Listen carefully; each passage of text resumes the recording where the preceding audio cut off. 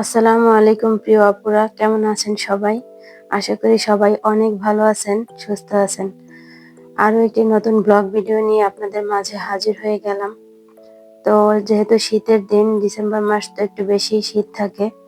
তো সকালে একটু দেরি করে ঘুম থেকে ওঠা হয়েছে। একদম যে দেরি করে ঘুম থেকে উঠেছি তা না, সকালবেলা আপনাদের ভাইয়া নাস্তা করে অফিসে চলে গিয়েছে। আর আমার শ্বশুরাব্বা তো সকাল সকাল খাওয়া দাওয়া করেন, তাকেও আমি নাস্তা দিয়ে তারপরে আবার একটু শুয়েছিলাম। তো সেখান থেকে আমি একটু দেরি করে উঠেছি ৯টার দিকে। তো এখন আমরা সবাই মিলে হালকা নাস্তা করে নিচ্ছি চা আর কেক দিয়ে। তো নাস্তা করার পরে আমরা রোদে বসে অনেকক্ষণ সবাই গল্পগুজব করেছি, যেহেতু বাসায় আমার বোন আছে। তো গল্প করতে করতেই অনেকটা সময় কিন্তু কেটে যায়। তো আজকে আমরা দুই বোন মিলে ঠিক করলাম, যেহেতু শীতটা একটু বেশি, তো আমরা বেশি রান্না বাড়ার ঝামেলা করব না।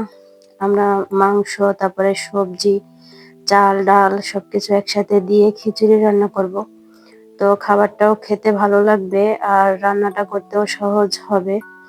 ৩-৪ আইটেম রান্না করতে হবে না। তো যেই কথা সেই কাজ, আমরা কিন্তু খিচুড়ি রান্না করে নিয়েছি। আর সাথে খাওয়ার জন্য ডিম ভাজা হয়েছে, সালাদ বানানো হয়েছে, আর পেঁয়াজ আর কাঁচামরিচ হাতে মেখে কিন্তু ভর্তা বানানো হয়েছে। এই যে খিচুড়িটা কিন্তু একদম নরমও হয়নি, আবার একদম ঝরঝরাও হয়নি, একটু মাখো মাখো টাইপের একটা খিচুড়ি হয়েছে। তো শীতের দিনে এই ধরনের খিচুড়ি খেতে কিন্তু ভালোই লাগে। আর আমার বোনের হাতের রান্না সবসময় ভালো হয়। আজকের খিচুড়িটাও কিন্তু ও রান্না করেছে।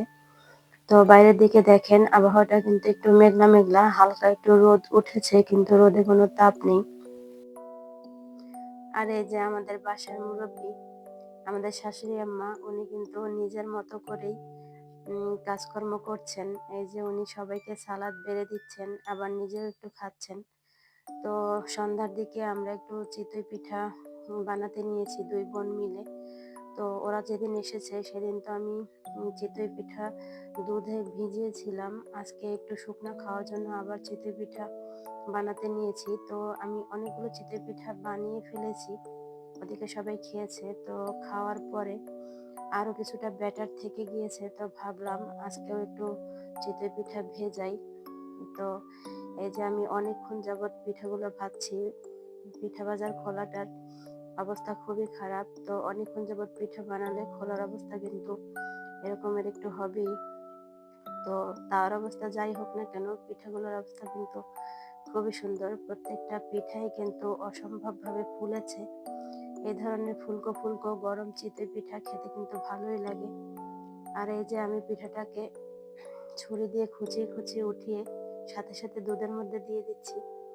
আরেকটা কথা কি জানেন আপুরা, এই পিঠাকে আমাদের বরিশালের ভাষায় কিন্তু কাঁচি খোঁচা পিঠা বলে।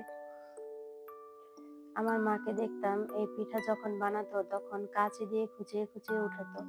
তো কাঁচি দিয়ে খুঁচিয়ে উঠানো হয় বলেই কি এই পিঠার নাম কাঁচি খোঁচা কিনা সেটা আসলে জিজ্ঞেস করা হয়নি কখনো। তো আমি খোলাটাকে শুকনো একটা টিস্যু দিয়ে মুছে নিয়ে আরেক গ্লাস পিঠার ব্যাটার দিয়ে দিলাম। তো পিঠাগুলো খুব সুন্দর হচ্ছে। আর এই পিঠাগুলো খাওয়ার জন্য আমি চেপা শুটকি ভর্তা করে নিয়েছি, আর সাথে ছিল নারিকেল আর খেজুরের ঝোলা গুড়। আমার আর আমার মেয়ের গরম গরম চিতই পিঠা চেপা শুটকি দিয়ে উম, চাপা শুটকির ভর্তা দিয়ে খেতে আর কি অনেকটাই ভালো লাগে।